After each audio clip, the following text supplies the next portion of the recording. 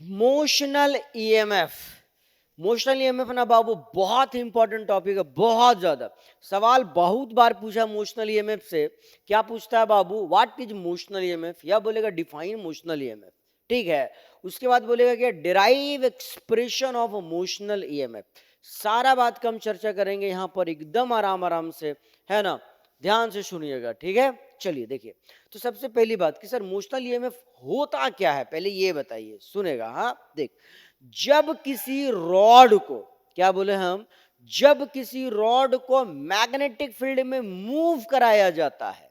ध्यान से बाबू, क्या बोले हम? जब किसी रॉड को मैग्नेटिक फील्ड के प्रेजेंस में हम लोग मूव करते हैं ना, तो उस रॉड में ईएमएफ इंड्यूस होने की घटना को हम मोशनल ईएमएफ कहते हैं। क्या बोले मुन्ना? क्या बोले? यहां पर देख, जैसे देख यहाँ पे ये एक रॉड है। ये क्या है बाबू? एक रॉड है, ठीक है। और हम इसे क्या कर रहे हैं? मूव करा रहे हैं। कहां पर? मैग्नेटिक फील्ड में। मान लेते हैं कि मैग्नेटिक फील्ड का डायरेक्शन हमारे से आपके तरफ है। मैग्नेटिक फील्ड का डायरेक्शन हमारे से आपके तरफ है, इधर से उधर के तरफ मैग्नेटिक फील्ड है। अब इसे मैग्नेटिक फील्ड के पैरेलल मूव नहीं कराएंगे। मैग्नेटिक फील्ड के कैसे मूव कराएंगे बाबू? परपेंडिकुलर। हम जब भी मैग्नेटिक फील्ड के परपेंडिकुलर डायरेक्शन में, किधर की तरफ बताना? मैग्नेटिक फील्ड के परपेंडिकुलर डायरेक्शन में हम जब भी किसी रॉड को मूव कराएंगे, तो इस रॉड में क्या होगा? बोलेगा सर ईएमएफ इंड्यूस हो जाएगा। इस रॉड में सर ईएमएफ इंड्यूस हो जाएगा। अच्छा, ईएमएफ इंड्यूस हो जाएगा तो क्या होगा? बोलेगा अगर सर इसमें ईएमएफ हो जाएगा ना इस रॉड में, तो अगर एक सर्किट से इसको हम लोग कनेक्ट कर देते हैं। किससे कनेक्ट कर देते हैं बाबू? एक सर्किट से। और सर्किट में एक बल्ब लगा देंगे, तो बल्ब क्या करने लगेगा?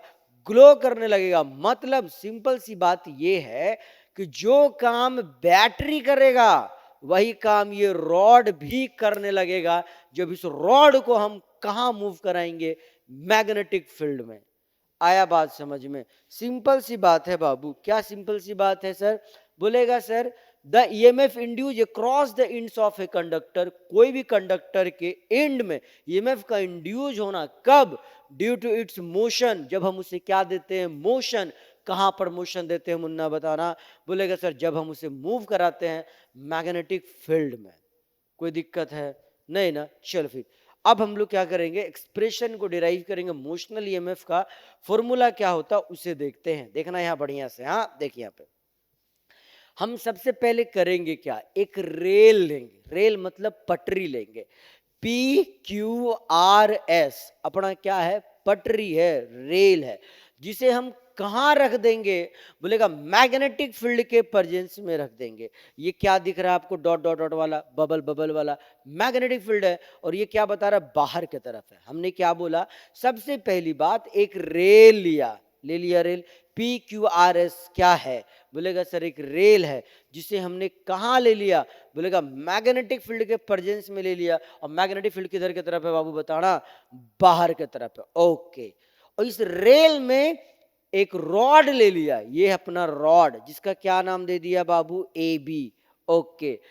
यहां से यहां तक का, यहां से यहां तक का जो लंबाई है हमने मान लिया L। कोई दिक्कत नहीं सर। अब इस रॉड को सिर्फ रखना नहीं है रेल में, क्या करना है? इसे मूव कराना है। कितना वेलोसिटी से? V वेलोसिटी से। किधर की तरफ? अंदर की तरफ। ओके, वापस से सुनियो सारा बात को। देखो हम क्या क्या बताए। डिराइव करने में एकदम समय नहीं लगेगा, खटाक से डिराइव करके निकल जाएंगे 2 मिनट में। पहले बेसिक बेसिक बात को तो समझो, कर क्या रहे हैं। हमने बोला क्या? एक यू शेप्ड का रेल लिया। क्या नाम है जी? PQRS ले लिया। कहां लिया? In the presence of uniform magnetic field B, जो कि आउटवर्ड है। Okay sir. हाँ, इस रेल में एक रॉड लिया AB, जिसे हम मूव करा रहे हैं अंदर की तरफ। कितना वेलोसिटी से? V वेलोसिटी से। Okay sir. अपने को अभी अभी हम लोग पढ़े ना, अभी अभी क्या पढ़े थे बताओ? जब किसी रॉड को मैग्नेटिक फील्ड के प्रेजेंस में मूव कराएंगे, जब किसी रॉड को मैग्नेटिक फील्ड के प्रेजेंस में मूव कराएंगे, तो उस रॉड में क्या होगा? बोलेगा सर ईएमएफ इंड्यूस हो जाएगा। क्या इंड्यूस हो जाएगा? ईएमएफ इंड्यूस हो जाएगा। अब सवाल आता है सर अगर ईएमएफ इंड्यूस होता है तो ईएमएफ कितना इंड्यूस होता है? बोलेगा according to Faraday law of electromagnetic induction, है कि नहीं जी? बोलेगा sir according to Faraday, according to Faraday electro Faraday law of electromagnetic induction, law of क्या बाबू? EMI, according to Faraday law of electromagnetic induction. अपने को जो बात पता है वो ये पता है कि इंड्यूस्ड ईएमएफ, इंड्यूस्ड ईएमएफ कितना होता है जी? बोलेगा सर इंड्यूस्ड ईएमएफ जो होता है वो होता है d phi upon D t. Magnitude of induced EMF कितना होता है बाबू? बोलेगा sir d phi upon D t होता है। ओके सर, बहुत बढ़िया। मतलब sir magnitude of induced EMF is equal to rate of change in magnetic flux. क्या बोले? Rate of change in magnetic flux. अगला बात, फिर आप हमको ये बतलाइए यहां से कि फ्लक्स बराबर क्या होता है जी? बोलेंगे सर फ्लक्स बराबर होता है B A into cos theta. अरे यही होता है फ्लक्स बराबर क्या होता है Munna? B A into cos theta. Phi के जगह पे आप डाल दीजिए तो ये क्या दिखेगा? बोलेंगे sir d upon D T of B A into cos theta. बहुत बढ़िया सर, ये आ गया। अच्छा अब सुनिए बात को, डी अपॉन डी टी का मतलब होता क्या है? बोलेगा सर इसका मतलब होता है डिफरेंशिएशन। ओके, मतलब differentiation of B A cos theta हमें क्या देगा? बोलेगा सर इंड्यूस्ड ईएमएफ देगा। क्या बोले बाबू हम? Differentiation of B A cos theta हमें क्या देगा? बोलेगा सर इंड्यूस्ड ईएमएफ देगा। ओके, कोई भी डिफरेंशिएशन को डिफरेंशिएट करने के लिए, कोई भी इक्वेशन को डिफरेंशिएट जब हम लोग करते हैं तो सबसे पहली बात दिमाग में क्या होना चाहिए? बोलेगा जो कांस्टेंट टर्म है ना सर उसको बाहर करिए और सिर्फ इंटीग्रेट किसको करिए? वेरिएबल टर्म को। तो सबसे बड़ा प्रॉब्लम जो इस इक्वेशन में है वो क्या है? कौन सा टर्म कांस्टेंट है और कौन सा टर्म वेरिएबल है। अगर आप ये पता लगा लेते हैं ना, फिर ये सवाल में तो सर दम ही नहीं है, जरा सा भी दम नहीं है, सच में कोई दम नहीं है। हाँ, तो बात यहाँ ये है कि सर कौन कांस्टेंट है और कौन वेरिएबल है, जरा देखा जाए क्या? देखते हैं। D upon D T of B. ओ, अभी बी के बारे में बताए थे ना, बी क्या है? यूनिफॉर्म मैग्नेटिक फील्ड है, मतलब बी का वैल्यू तो बदल नहीं रहा है, तो बी हमारा तो साला कांस्टेंट है। हाँ सर, बी हमारा क्या है? कांस्टेंट। अच्छा, ए के बारे में बताइए। ए मतलब सर एरिया ऑफ लूप। अभी तो देखना यहाँ पे एरिया ऑफ लूप के बारे में। अभी एरिया ऑफ लूप, ये देखो ये है लूप, ये कंप्लीट सर्किट बनाना, ये बना लूप। हाँ, इसका एरिया कितना होगा? हमने बोला ये है गया एल, और यहां से यहां तक का जो दूरी हमने माना वो माना अगर x। क्या माना बाबू? x, है ना? बहुत बढ़िया सर। क्या ये x हमारा कांस्टेंट है या वेरिएबल है? बोलेगा सर ये वेरिएबल है। सवाल आता है कैसे वेरिएबल है बाबू? क्योंकि इस रॉड को हम अंदर की तरफ मूव करा रहे हैं, क्योंकि इस रॉड को हम अंदर की तरफ मूव कराएंगे तो ये x का वैल्यू बढ़ेगा कि घटेगा? बोलेगा सर घट रहा है, डिक्रीज कर रहा है। एक्स का वैल्यू डिक्रीज होने के कारण क्या होगा? बोलेंगे सर इसका जो एरिया है, लेंथ गुना ब्रेथ, इसका जो एरिया होगा धीरे धीरे क्या करेगा? डिक्रीज करेगा। मतलब सर एरिया जो है वो है कितना? बोलेंगे सर एल इंटू एक्स है, जिसमें एक्स का वैल्यू क्या कर रहा है? डिक्रीज कर रहा है, चेंज कर रहा है। अगला बात आता है सर थीटा का। थीटा किसी किसी बीच का एंगल होता है बाबू। बोलेगा सर किसके बीच का एंगल होता है? मैग्नेटिक फील्ड और एरिया का। किसका किसके बीच का बाबू? यहाँ देखो मैग्नेटिक फील्ड और एरिया। मैग्नेटिक फील्ड किधर की तरफ दिख रहा है आपको? बताइए आउटवर्ड। मैग्नेटिक फील्ड किधर दिखा? आउटवर्ड। एरिया के बारे में बताइयो, एरिया का डायरेक्शन किधर होता है? बोलेगा सर सरफेस के परपेंडिकुलरली आउटवर्ड होता है, सरफेस के परपेंडिकुलरली आउटवर्ड होता है। तो एरिया का डायरेक्शन सरफेस के परपेंडिकुलरली आउटवर्ड, मैग्नेटिक फील्ड भी है सरफेस के परपेंडिकुलरली आउटवर्ड। इसका मतलब सर दोनों सेम डायरेक्शन में, मैग्नेटिक फील्ड भी बाहर, एरिया भी बाहर, दोनों का डायरेक्शन सेम, दोनों का डायरेक्शन सेम है। तो बताइए थीटा बराबर कितना हो जाएगा? बोलेगा सर 0 डिग्री हो जाएगा, है ना? यहाँ पे आएगा कितना मुन्ना? बोलो cos ऑफ 0 डिग्री। अपने को पता है ना ये बात क्या कि cos 0 बराबर कितना होता है? बताइए। बोलेगा सर cos 0 बराबर 1 होता है। कॉस जीरो बराबर कितना होता है मुन्ना? बोलेगा सर 1 होता है।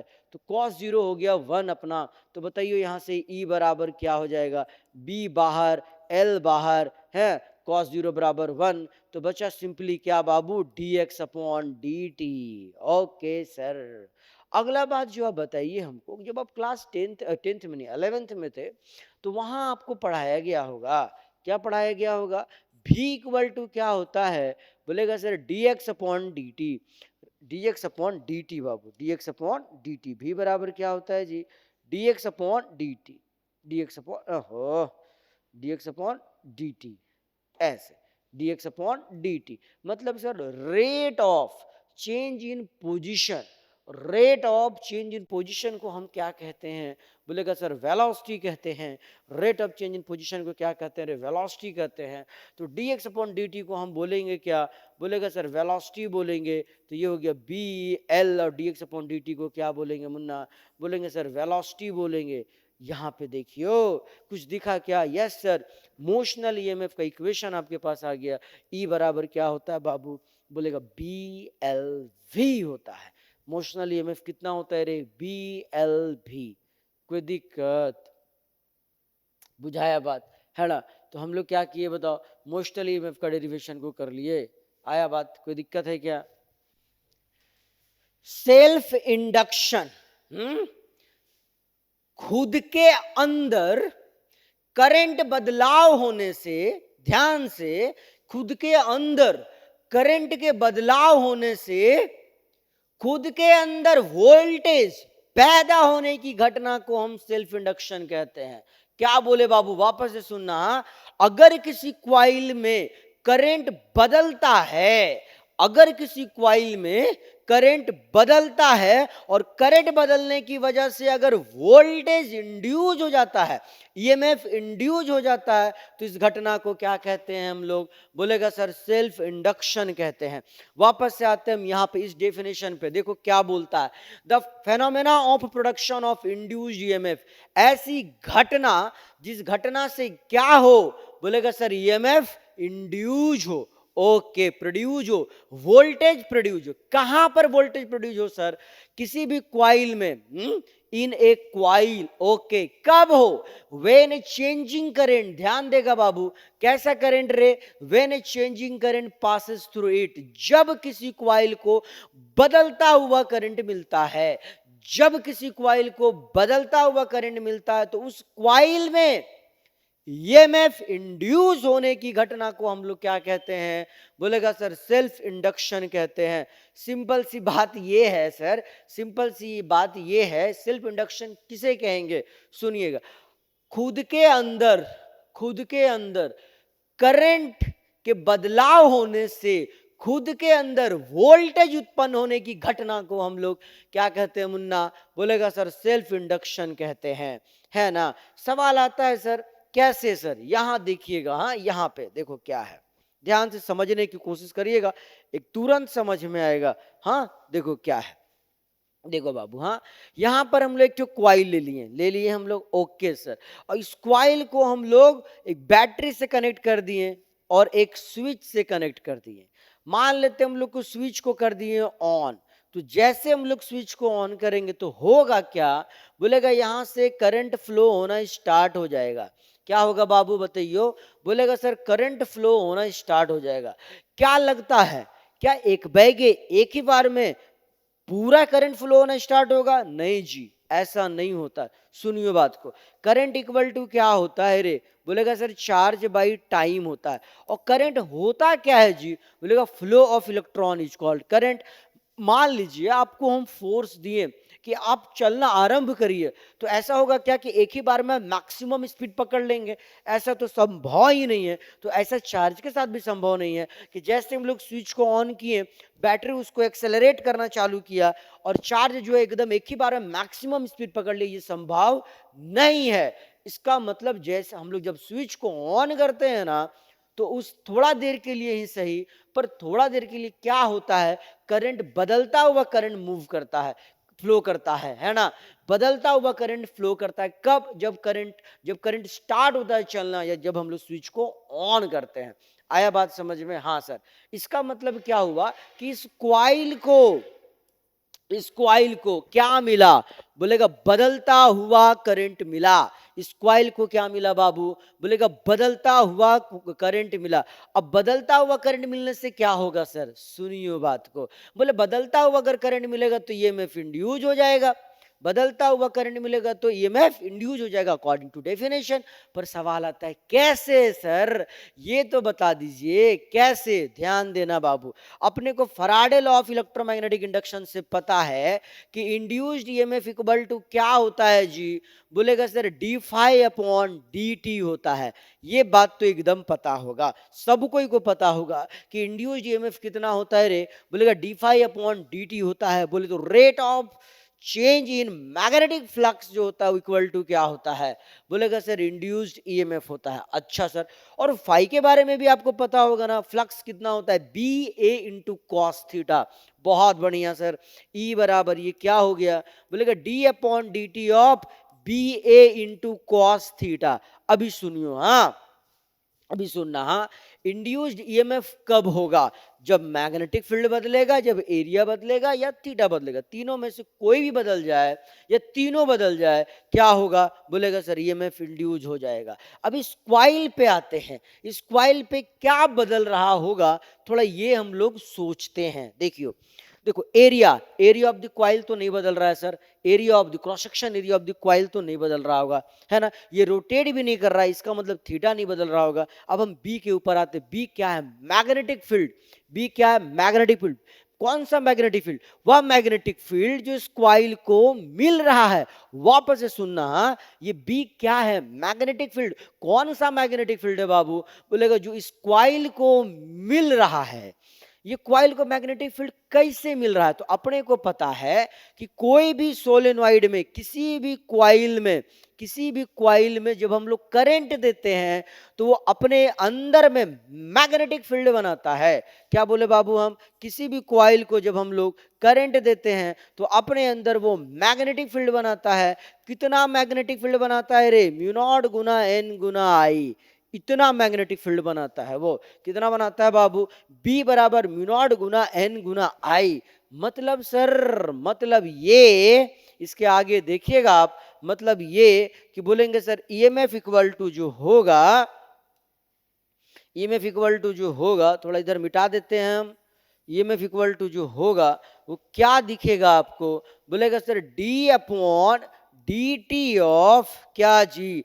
बी इक्वल टू क्या है रे? बोलेगा सर म्यू नॉट गुना एन गुना आई इंटू ए इंटू कॉस थीटा। ओहो, सुनियो यहां पर, अब इस क्वाइल में जो मैग्नेटिक फील्ड मिल रहा है वो कितना मिल रहा है? म्यू नॉट गुना एन गुना आई। है कि नहीं?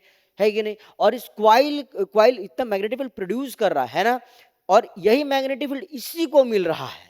अरे हाँ कि ना? हाँ सर। और वो किस पे डिपेंड कर रहा है? बोलेगा सर करंट पे डिपेंड कर रहा है। किस पे डिपेंड कर रहा है बाबू? करंट पे डिपेंड कर रहा है। और चूंकि करंट बदल रहा है, स्विच ऑन कर रहे हैं किए थे ना हम लोग, तो उस समय करंट फिक्स था कि बदल रहा था? बदल रहा था। और चूंकि करंट बदल रहा है, इसका मतलब जो क्वाइल है ना, वो मैग्नेटिक फील्ड बदलता हुआ प्रोड्यूस कर रहा है, और वही मैग्नेटिक फील्ड खुद को मिल रहा है। अरे हाँ कि ना? और खुद को वही मैग्नेटिक फील्ड मिल रहा है, बदलता हुआ मैग्नेटिक फील्ड मिल रहा है। और बदलता हुआ मैग्नेटिक फील्ड के कारण क्या होगा?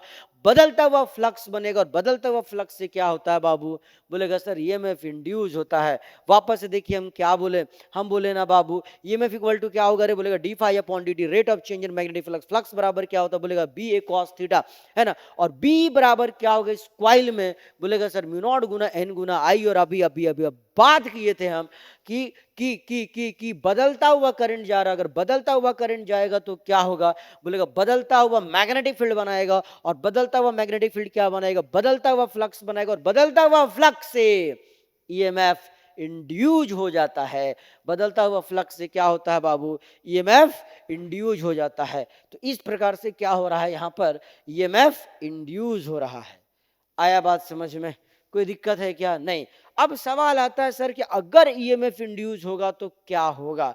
बोलेगा वोल्टेज जब भी प्रोड्यूस होता है तो क्या होता है? करेंट होता है। अरे हाँ कि ना? जब भी वोल्टेज प्रोड्यूस होता है ना मुन्ना, तो क्या होता है जी? बोलेगा सर करेंट होता है। अरे हाँ, यस सर, करंट होगा। तो सवाल है फिर वो करंट कैसा होगा? याद करेंगे हम लेंज लॉ को। लेंज लॉ ने हमें क्या बताया था, बताना, कि जिस कारण से ईएमएफ इंड्यूस होता है, जिस कारण से ईएमएफ इंड्यूस होता है, उसी कारण को वो ओपोज करता है ना रे। जिस कारण से वोल्टेज उत्पन्न होगा ना, इंड्यूस वोल्टेज, उसी कारण को वो क्या करेगा, ओपोज करेगा। यहां बताइए करंट क्या हो रहा है, बोलेगा इधर की तरफ बैटरी करंट इधर की तरफ क्या कर रहा मुन्ना, बढ़ रहा है, इंक्रीज कर रहा है। तो ये क्या चाहेगा, क्वाइल में जो उत्पन्न हुआ ना वोल्टेज, वो क्या चाहेगा, बोलेगा सर उसको डिक्रीज करना चाहेगा। क्या करना चाहेगा, डिक्रीज। डिक्रीज कब होगा, जब उल्टा डायरेक्शन में करंट को मूव कराने की कोशिश करने लगेगा कौन, ये। तो कुल मिला के हम ये कह रहे हैं कि इंड्यूस्ड करंट का डायरेक्शन कैसा होगा, बोलेगा सर INDUCED, इंड्यूस्ड करंट का डायरेक्शन जो होगा ना बाबू, वो बैटरी के द्वारा जो करंट है, बैटरी के द्वारा जो करंट है, बैटरी के द्वारा जो करंट है, हाँ, उसके अपोजिट डायरेक्शन में होगा, क्योंकि ये अपोज करेगा। तो नेट करंट को बढ़ाएगा कि ये घटाएगा, बोलेंगे सर यहाँ घटा देगा। लेकिन सुनियो आगे यहाँ पर कि अगर हम बात करें यहाँ पे, जब हम स्विच को ऑफ करेंगे तब क्या होगा, ये बड़ा मजेदार बात है सर। जब हम स्विच को ऑफ कर देते हैं ना, तब क्या होता है, जरा ये तो बतलाइए सर, तब क्या होगा। बोलेगा जब आप स्विच को ऑफ करेंगे ना बाबू, तब कुछ अलग होने वाला है। सवाल है क्या अलग होने वाला है सर। जब आप स्विच को ऑफ करते तो करंट एक बाइगे जीरो नहीं होता है, हाँ, करंट जो है ना एक बाइगे जीरो नहीं होता, धीरे धीरे जीरो होता है। करंट क्या होता है जी, धीरे धीरे जीरो होता है। तो सर इसका मतलब सर बैटरी का जो करंट है अभी भी आगे ही जाएगा, लेकिन अभी वो डिक्रीज करेगा। और डिक्रीज करता हुआ करंट मतलब बदलता हुआ करंट अगर इसको मिलेगा तो ये बदलता हुआ मैग्नेटिक फील्ड बनाएगा, और बदलता हुआ मैग्नेटिक फील्ड अगर इसमें लिंक होगा तो क्या होगा, बोलेगा सर ये में इंड्यूस होगा। और कैसा इंड्यूस होगा, बोलेगा सर वो चाहेगा कि करंट जिस डायरेक्शन, जिस कारण से वोल्टेज उत्पन्न हुआ है उसी कारण को ओपोज करना। सवाल आता है सर कैसे हुआ है वोल्टेज यहाँ पे उत्पन्न, बोलेगा सर देखो करंट डिक्रीज कर रहा है, इस डायरेक्शन में करंट क्या कर रहा है बाबू, डिक्रीज कर रहा है। अब ये कॉइल क्या चाहेगा, इस डायरेक्शन में करंट को बढ़ाना। तो अब जो इंड्यूस करंट का डायरेक्शन होगा वो ऐसे ही होगा, जिधर की तरफ हमारा बैटरी करंट ले जा रहा है। आया बात समझ में। कुल मिला के इस बात को याद रखिएगा, एग्जाम में ऑब्जेक्टिव में भी आता है ये बात। कौन सी बात बाबू, ये वाली बात, क्या कि जब हम लोग स्विच को ऑन करते हैं, ध्यान से सुनेगा रे, क्या बोले हम, जब हम लोग स्विच को ऑन करते हैं, जब स्विच को ऑन करते हैं तब तब तब तब बैटरी का करंट और इंड्यूस करंट दोनों का डायरेक्शन क्या होता है, सेम की ओपोजिट। आप बोलेंगे सर ओपोजिट होता है, लेकिन जब हम लोग बैटरी को ऑफ करते हैं, जब स्विच ऑफ करते हैं तो क्या होता है, बोलेगा सर अपना करंट और इंड्यूस करंट, बैटरी का करंट और इंड्यूस करंट दोनों का डायरेक्शन क्या होता है, सेम होता है। ओके, कोई दिक्कत है जी, हाँ नहीं ना रे बबुआ, चल भाई बहुत अच्छा। चलिए अब हम लोग सीखेंगे कॉफिशिएंट ऑफ सेल्फ इंडक्शन। हाँ बाबू, कॉफिशिएंट ऑफ सेल्फ इंडक्शन सुनेगा बाबू। देखो क्या बोलता है, बोलता है एट एनी इंस्टेंट, किसी भी क्षण पे क्या होगा, the magnetic flux phi linked with the coil is proportional to the current I. देखो क्या बोला, इस कॉइल में अगर फ्लक्स फाई लिंक करता है, इस कॉइल में अगर फ्लक्स फाई लिंक करता है तो जो फाई होगा ना वो डायरेक्टली प्रोपोर्शनल टू क्या होगा बाबू, current I flow through it. मतलब सर, मतलब यहां समझिएगा, देखो इंड्यूस्ड ईएमएफ होता कितना है, बोलेगा sir d phi upon D t होता है, और फाई बराबर क्या होता है बाबू, बोलेगा B A into cos theta होता है। और बी बोले तो मैग्नेटिक फील्ड जो इस क्वाइल में है वो क्वाइल के कारण है, वो कितना होगा, बोलो म्यू नॉट गुना एन गुना आई होगा। अब इस इक्वेशन को अगर आप बेहतर रूप से समझ जाएंगे ना, तो इसको समझने में आपको जरा सा भी कष्ट नहीं होगा कि ये हुआ तो हुआ कैसे। देखना बढ़िया से, देखो जितना ज्यादा करेंट उतना ज्यादा मैग्नेटिक फील्ड। अरे हाँ कि ना, क्या बोले, जितना ज्यादा करेंट फ्लो करेगा उतना ही ज्यादा मैग्नेटिक फील्ड बनाएगा क्वाइल, और जितना ज्यादा मैग्नेटिक फील्ड होगा उतना ही ज्यादा अपना क्या होगा बाबू, बोलेगा सर फ्लक्स होगा। अरे हाँ कि ना, जितना ज्यादा मैग्नेटिक फील्ड होगा उतना ही ज्यादा क्या होगा बोलो, फ्लक्स भी होगा। तो हम लोग डायरेक्टली यही बात बोले, हम क्या बोलना चाह रहे हैं कि करंट जो है अगर डायरेक्टली प्रोपोर्शनल टू बी है और B directly proportional to phi है, तो एक बार में यही बात को अगर हम बोले तो क्या बोलेंगे, current is directly proportional to phi. अरे हाँ कि ना, तो बस यही बात को यहाँ पे बोला गया क्या, एट एनी इंस्टेंट किसी भी क्षण पे क्या होगा, बोलेगा सर मैग्नेटिक फ्लक्स फाई जो लिंक हो रहा है ना क्वाइल में, वो डायरेक्टली प्रोपोर्शनल टू क्या होगा बाबू, current I flow through it. Okay sir, अच्छा अगला बात देखिए, फाई इक्वल टू क्या हो जाएगा, इस साइन को हटाएंगे तो हम क्या डालेंगे, बोलेंगे सर कांस्टेंट डालेंगे। क्या डालेंगे मुन्ना, कांस्टेंट डालेंगे। कांस्टेंट यहाँ पे क्या डालते हैं रे, बोलेगा एल को डालेंगे, एल और आई के जगह पे क्या लिख दिए बाबू, आई। ओके सर, अब सवाल आता है ये एल है क्या, बोलेगा सर एल जो है ना, एल क्या है, बोलेगा प्रोपोर्शन लिटी कांस्टेंट है। एल क्या है बाबू, बोलेगा सर प्रोपोर्शनलिटी कांस्टेंट है, जिसे कहते क्या है, that is called, that is called, जिसे हम क्या कहते हैं रे, बोले कॉफिशिएंट ऑफ सेल्फ इंडक्शन कहते हैं, ये सेल्फ इंडक्टेंस कहते हैं। देखिए क्या बोले, that is called coefficient of self induction, that is called क्या बाबू, बोलेगा sir coefficient of self induction, that is called coefficient of self induction, हाँ, that is called coefficient, हाँ, of self, self, self induction, induction, coefficient of self induction। आया बात समझ में, okay sir, अच्छा sir. और इसका एक और नाम है, क्या नाम है, self inductance, self INDUCTANCE, self inductance भी कहते हैं। अगला बात सुनियो बाबू, ये सेल्फ इंडक्टेंस का यूनिट क्या होता है जी, तो बोलेगा सर हेनरी होता है।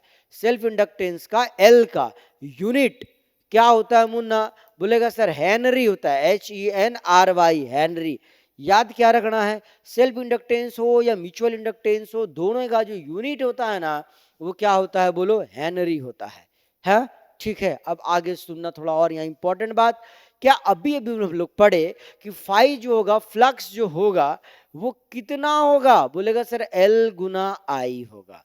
According to Faraday law of electromagnetic induction, according to Faraday law of electromagnetic induction क्या बोलता है, बोलेगा sir according to Faraday, FARADAY, Faraday law of EMI, electromagnetic induction क्या बोलता है मुन्ना, बोलेगा सर इंड्यूस्ड EMF जो होता है वो कितना होता है, बोलेंगे सर इंड्यूस्ड EMF होता है sir d phi upon D t के बराबर।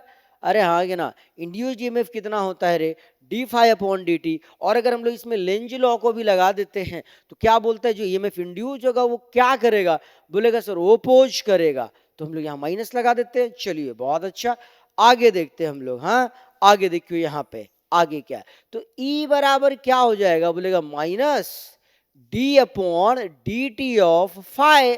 और फाई कितना है बाबू यहाँ पर, बोलेंगे L गुना आई है, तो यहाँ डाल देंगे हम 5 को, क्या बोलो L गुना आई। अब अभी अभी पढ़े हम कि L हमारा क्या है, कांस्टेंट है। L कांस्टेंट तो डिफरेंशिएशन की क्या आ जाएगा ये बाहर, तो E बराबर क्या दिखेगा हमको, माइनस L, और इधर क्या बोलो D I upon D T. ओहो ऐसा नजर आएगा। तो इंड्यूस्ड ईएमएफ जो होता है सेल्फ इंडक्शन के कारण वो कितना होता है बाबू, बोलेगा minus L d I upon D t होता है। वापस से बोल रहे हैं क्या, induced EMF due to self induction कितना, बोलेगा sir minus L d I upon D t. कोई कष्ट है जी, नहीं ना, बहुत बढ़िया